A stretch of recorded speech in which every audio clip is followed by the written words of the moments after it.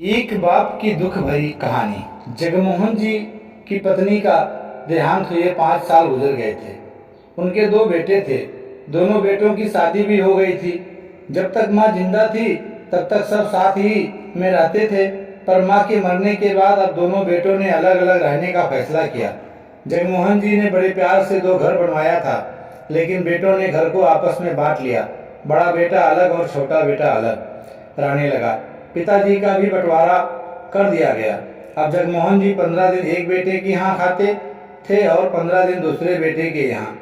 पर पिता का दुर्भाग्य था, साल में जो महीने 31 दिन के होते थे, उसी एक दिन जगमोहन जी को भूखे रहना पड़ता था। जगमोहन जी अपना जीवन पूजा पाठ में बिता रहे थे। जगमोहन जी प्राइवेट कंपनी में नौकरी करते थे। रिटायरमेंट के बाद जो पैसे मिले थे सब घर बनाने में लगा दिए थे।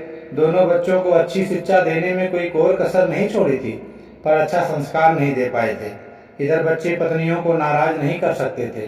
जगमोहन जी की दोनों बहुएं मॉडर्न जमाने की थी और उनको जगमोहन जी का साथ रहना बिल्कुल भी पसंद नहीं आता था। जगमोहन जी सब जानते हुए भी केवल अपने पोते का मुख देखकर किसी तरह अपनी जिंदगी काट रहे थे। पर एक दिन जगमोहन जी के दिल में बहुत ठेस पहुंची जब उनके बेटे ने यह कहा कि पापा, आज आप अपना खाना बना लेना, आज हम लोग बाहर एक पार्टी में जा रहे हैं। जगमोहन जी ने कहा, बेटा मुझे गैस चूल्हा जलाना नहीं आता, बहू से 4 रोटी बनवा दो, मैं अचार और प्याज के साथ खा लूँगा। तो बहू ने कहा, पापा पास वाले मंदिर में आज भंडारा है, आप वहाँ चले जाओ, ना खाना बनाने की कोई नौबत ही आएगी। और इतना कहकर बहू, बेटा और पोता तीनों गाड़ी में बैठकर चले गए। जगमोहन जी ने चुपचाप अपनी चप्पल पहनकर मंदिर की ओर हो चले। यह पूरा वाकया 10 साल का उनका पोता सुन रहा था।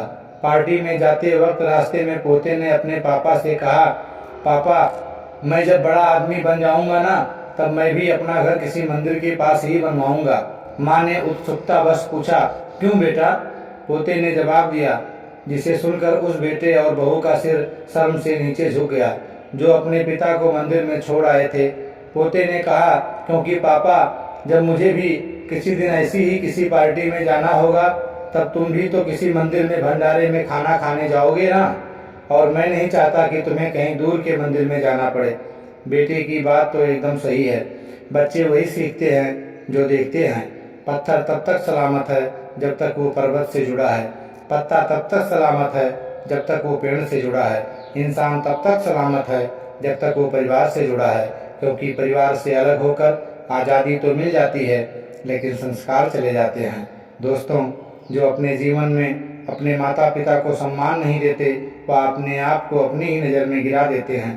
पर यह जब उनको समझ आता है तब तक बहुत देर हो जाती है। इसलिए जीवन में जितना हो सके उतना माँ बाप की सेवा करने की कोशिश करें, क्योंकि भगवान ने स्वयं कहा है कि माँ के कदमों में जन्नत है। आशा करता हूँ ये कहानी आपको ज़रूर पसंद आई होगी। मुझे कमेंट करके ज़रूर बताइएगा। नमस्कार दोस्तों।